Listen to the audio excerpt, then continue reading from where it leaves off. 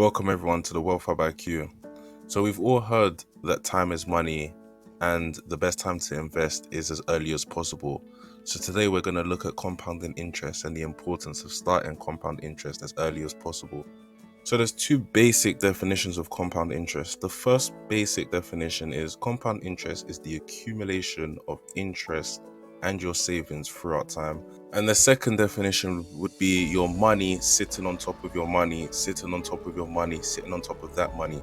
So you can just think of your money piling up on top of each other.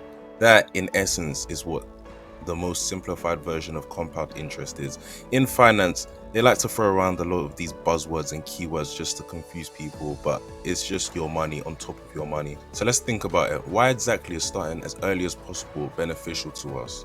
Well, let's look at a calculator that shows the same amount being put into the calculator but at different ages. As you can see, investing early really does count, so don't wait until it's too late. Start investing as early as possible to secure that financial future for yourself.